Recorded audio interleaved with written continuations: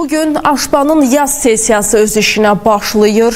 Türkiyə və Gürcüstanda baş verən hadisələr müzakirə predmetidir. Yer gəlmişkən Azərbaycanla da bağlı çıxışlar gözlənilir və elə bu haqda danışırıq. Hüquq müdafiəçisi Azərbaycan Demokratiya və İnsan Hüquqları İnstitutunun rəhbəri Əhməd Şahidov bizimlə Strasburqdan birbaşa bağlantıdadır. Əhməd müəllim, hər vaxtınız xeyir. Sabahınız xeyir olsun. Əhməd müəllim, dinləmələrdə Gürcüstan və Türkiyə əsas müzakirə predmetidir, amma məlumatlara əsasən həm də Azərbaycan haqqında danışıqlar olacaq, yəni müzakirə predmetinə çevriləcək. Ümumiyyətlə, sesiyada nələr müzakirə olunacaq, əsas istiqamətlər nədir və danışıqçılar nəyə çalışırlar? Bax, bu haqda istərdim ki, ətraflı məlumatı izləyicilərimizə çatdırasınız. Buyurun, söz sizdədir.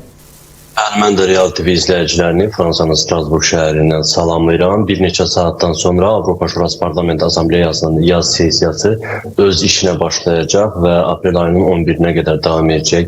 Bu sesiyada əsas ana gündəm Ukraynada müharibə, yaxın şərqdəki vəziyyət, Türkiyədə etiraz aksiyaları, xüsusən də İstanbul şəhər bələdiyyəsinin sədri Əkrəm İmamoğlu'nun həbsi və onun ardınca davam edən etiraz aksiyaları, habelə Gürcüstanın akreditasiyasının ləğvi gündəmdədir. Çünki Gürcüstanda keçirilən ötən ilki parlament seçkiləri Aşbada hələ yanvar ayında sərt şəkildə tənqid edilmişdi və 3 ay vaxt verilmişdi Gürcüstan nümayəndə heyətinə ki, bu seçkilərin nəticələri ləğv olunsun, həbs edilənlər azadlığa buraxılsın və yeni seçkilər keçirilsin.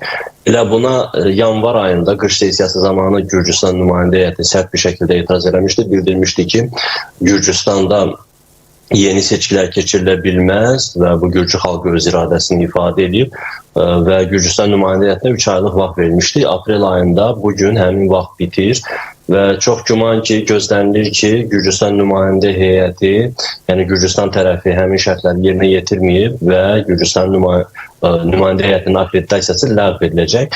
Daha sonra Serbiyada vəziyyət müzakirə olunur, xüsusən də bu ilin mart ayında Serbiyada başlayan etiraz aksiyaları, hökumətin korrupsiyada ittiham edilməsi və hökumət əleyhinə etirazlar, Serbiyada baş nazirin istefa verməsi və yeni hökumətin formalaşması fonunda Serbiya ciddi şəkildə tənqid olunur. Daha sonra tənqid olunan ölkələr arasında müzakirəyə çıxarılacaq ölkələr arasında Macaristan var. Macaristanda xüsusən də LGTB nümayəndələrinə qarşı, cinsazlıqlara qarşı təqiblərin davam edilməsi və Belqradda, Budapeşt şəhərində, paytaxt Budapeşt şəhərində LGTB fəallarının aksiyalarına icazə verilməməsi əsas müzakirə predmetidir. Bu 5 ölkə ilə bağlı müzakirələr ana gündəmə salınır. Gözlənilir ki, Azərbaycanla bağlı da sərt çıxışlar edilsin. Çünki artıq bir ildən artıqdır ki, Azərbaycan nümayəndə heyəti Aşbanın sesiyalarına qatılmır və bunu fürsət bilən, xüsusən də Ermənistandan olan deputatlar, Fransa və Almaniyadan olan deputatlar hər sesiyada Azərbaycana qarşı çıxışlar edirlər, Azərbaycana qarşı yeni qətnamələrin qəbul olunmasına çalışırlar və ötən qış sesiyasında yanvar ayında da belə çıxışlar olmuşdur və xüsusən də bu günlərdə Bakıda erməni əsilli şəxslər üzərində davam edən məhkəmə prosesini səbəb göstərərək və son həftələr Bakıda həbs olunan vətəndaş cəmiyyəti nümayəndələri, jurnalistlərin də məsələsini birləşdirərək bu istiqamətdə rəsmi Bakıya qarşı çıxışlar edilir və bu çıxışların da yaz sesiyasında bu həftə davam edəcəyi gözlənilir. Ermənilər əslində Azərbaycanlı jurnalistlərin və ya ictimai fəalların həbsi ilə bağlı məsələni gündəmə gətirməklə həm də Bakıda məhkəməsi davam edən erməni əsilli şəxsləri siyasi məhbus, vicdan məhbus kimi təqdim etməyə çalışırlar ki, burada da Fransadan, Almaniyadan ciddi dəstək görürlər.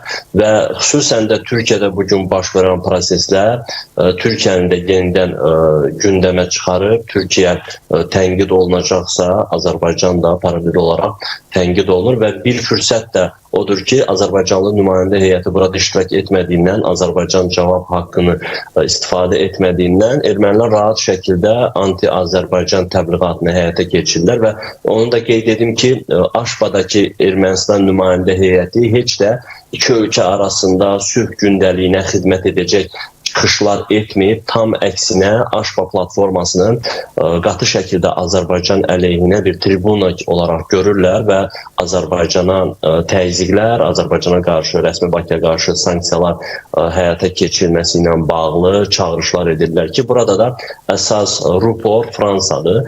Həm məkan olaraq Aşbanın Fransada yerləşməsi, həm də burada Fransanın daha çox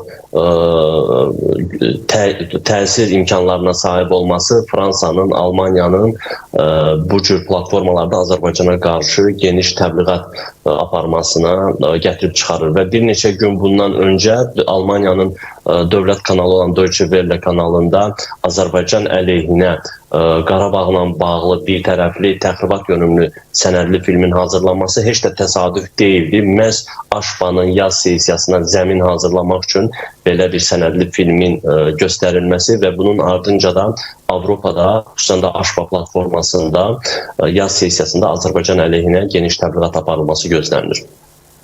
Əhməd müəllim, sizin də vurğuladığınız kimi təəssüflər olsun ki, Deutsche Welle-də Azərbaycana qarşı nümayiş olunan o ikili standartlara uyğun bir sənədli film tez bazar fransız dilindən İngilis dilinə tərcümə olunması və ələxüsus Almaniya Federativ Respublikasının prezidentinin Azərbaycana səfəri çərçivəsində yayımlanması, daha sonra isə prezidentin profillərində, sosial şəbəkələrində təxribat yönümlü bir fotonun paylaşılması və s. Ümumiyyətlə, bütün bunları və eyni zamanda Aşbanın da sessiyasını bir araya gətirəndə sözünüzə qüvvət, heç də təsadüf olmadığı ortaya çıxır. Amma bütün bu haqsızlıqlara rəğmən Azərbaycanın ədalətli mövqeyini tutmaq üçün Aşbada hansısa bir danışıqçılar iştirak edirlərmi? Hansısa bir ölkələr tərəfindən Azərbaycana dəstək nümayiş olunurmu? Bundan öncəki sessiyalarda eyni zamanda toxunmağınızı istəyirəm və bugün keçiriləcək sessiyada da bu gözlənilirmi? Bax, bu məqama toxunsanız yaxşı olardı. Təbii ki, bütün bu sadaladığınız hadisələr heç də təsadüf deyil. Bu, əvvəlcədən hazırlanmış bir planın tərkib hissəsidir. Mərhələli şəkildə bu təxribat yönümlü addımları həyata keçirməklə bir zəmin hazırlayırlar. Çünki Deutsche Welle Almanyanın kifayət qədər ciddi, nüfuzlu bir televiziyasıdır və Avropada bir fikir platforması olaraq qəbul olunur və bir tərəfli şəkildə Fransanın təşkilatçılığı ilə xüsusən də erməni separatçıların, erməni lobbisinin hazırladığı bu sənədli film əslində Azərbaycana qarşı cəbhəni genişləndirmək niyyəti daşıyır və Aşbada məhz elə bu filmdən yola çıxaraq Azərbaycan əleyhinə çıxışlar ediləcəyi gözlənilir. Azərbaycan əleyhinə çıxışlara cavab olaraq Azərbaycanı müdafiə edən, çıxışlar edən ölkələr arasında yalnız Türkiyəni göstərmək olar. Zaman-zaman bəzi Ukraynadan olan deputatlar Azərbaycana dəstək xarakterli çıxışlar etsələr də, amma Ukraynanın deputatlarının özləri öz ölkələri barədə çıxışlar edirlər, Rusiya əleyhinə çıxışlar edirlər və bu dəfə də Türkiyədən olan deputatların Azərbaycanla bağlı çıxışlar edəcəyini təxmin eləmək olar, gözləmək olar, amma bugün ana müzakirə predmeti, əsas mövzulardan biri Türkiyə olduğundan Türkiyədən olan deputatların öz ölkələri ilə bağlı çıxışlar edəcəyi gözlənilir. Çünki hər deputatın bir çıxış haqqı var. Ona görə onu da Türkiyə ilə bağlı yönəlik tənqidlərə cavab olaraq səsləndirəcəklər.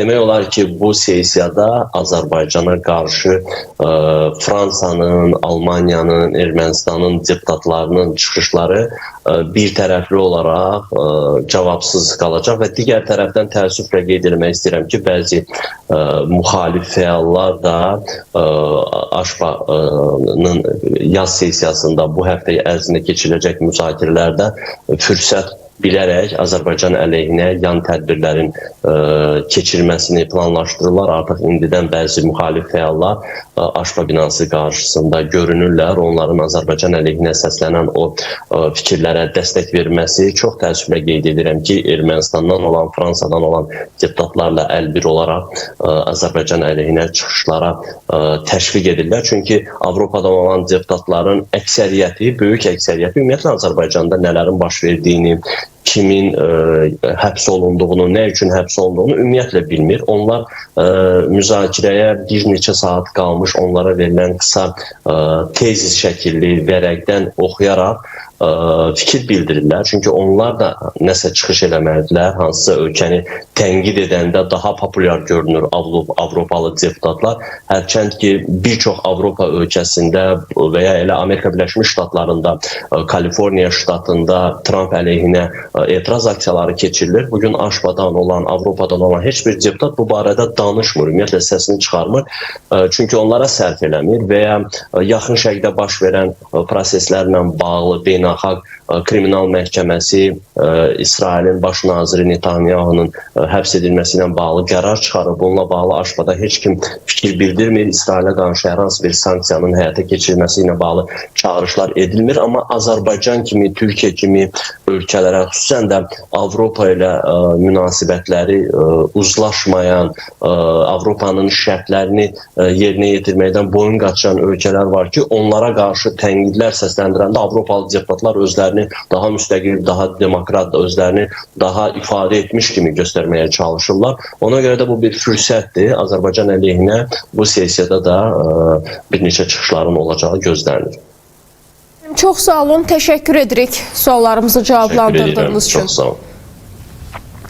Və vurğulamaq istəyirəm ki, hazırda Strasburqdan bizimlə birbaşa bağlantıda hüquq müdafiəçisi Azərbaycan Demokratiya və İnsan Haqları İnstitutunun rəhbəri Əhməd Şahidov idi və Aşpanın yaz sessiyası ilə bağlı ən son informasiyaları diqqətimizə çatdırdı. Bir daha vurğulamaq istəyirəm ki, bugün Aşpanın yaz sessiyası öz işinə başlayır. Əsas gündəlikdə Rusiya-Ukrayna müharibəsi, Gürcüstanda və Türkiyədə baş verən hadisələr və təbii ki, dinləmələrdə hər zaman olduğu kimi Azərbaycana qarşı da qərəzli mövqe olacağı gözlənilir, amma sessiyanın sonunda biz daha ətraflı məlumatlar izləyicilərimizin diqqətinə çatdıracağıq.